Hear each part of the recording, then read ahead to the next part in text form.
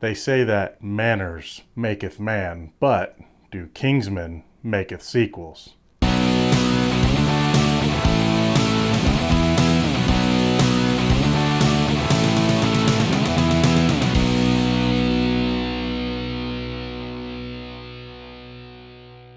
Hey everybody, what's going on? Today we're going to be talking about the return of the breakout hit Kingsman and Kingsman: The Golden Circle.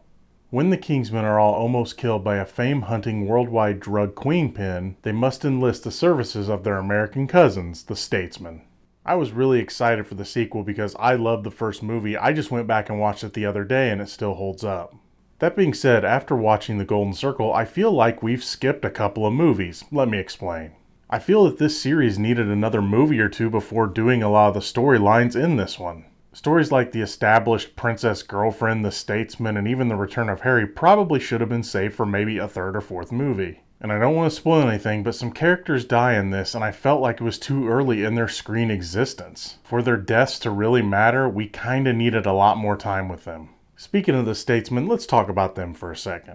Well, I thought that the Statesman is a good idea. I felt, again, it was used too early. I felt like these characters were brought in because the filmmakers thought this series already needed a makeover after one movie. Of course, with how good the first one is, that's totally not true. When it comes to the members of the Statesman, we'll talk about them in a bit. One of the staples in the first movie was its action, so did the action in the sequel hold up? When the action did happen, it was pretty balls to the wall crazy, sometimes a little too crazy, but unfortunately, as good as they did in the action in this movie, nothing really did top the church scene from the first one. Now, that's not for lack of trying, because the opening scene is amazing and the last two fights are pretty good. That being said, the church scene's still the best one. When it comes to the story, I kind of mentioned this earlier, I felt that there was way too much going on in this movie. Some of the plots include Eggsy and his girlfriend, Poppy's tainted drugs, introducing the Statesman, the return of an amnesiac Harry, and the president's plan, which I won't spoil. For those wondering, no, they didn't have a Donald Trump impersonator, or he didn't look like him or anything, but to be honest, he was pretty much Donald Trump, or at least what Hollywood thinks of him. When it comes to the characters, there's also a lot to talk about. First, there's Eggsy, whose plot is, well, he has to save the world and he's dealing with his girlfriend, which felt too advanced considering, how they met. If you save the world, we can do the I'll be right back.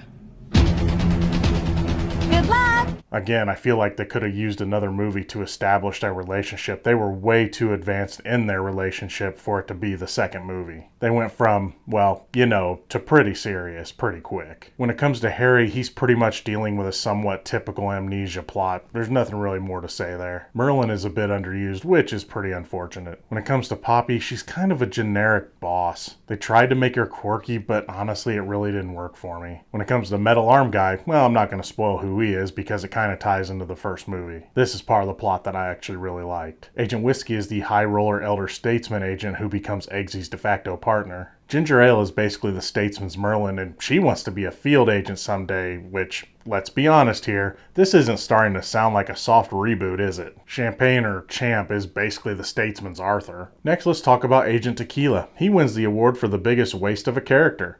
Long story short, he really isn't given anything to do in this movie and is just a setup for future installments. Do you remember the marketing for Suicide Squad where they showed a ton of the Joker? Well, Agent Tequila kind of fills that role in this movie. He is in a ton of the marketing, but he is barely in the film. Sorry, Channing Tatum fans, but hey, if they make a part 3, then you get to see more of him. While as a sequel I kind of enjoyed this movie, I felt that it was extremely unfocused and sloppy. Let's be honest, this movie should have been focused on Eggsy, the Kingsman, and maybe the Harry is alive plot, which honestly I probably would have saved for another movie. I think we should have spent more time with Eggsy and the other characters that we met in the first movie before we started introducing a ton of other characters. I did think this movie was kind of funny and action-packed, but in a way I felt like it forgot what it was or what it established itself to be in the Secret Service. And yes, while I thought the Statesman was kind of a fun and funny idea, I felt that it was used way too soon. I do think that this series and the characters that we already knew had a lot more to offer and it just got skipped over. I did enjoy this movie for the most part, and I do think fans of the first movie will probably like this movie.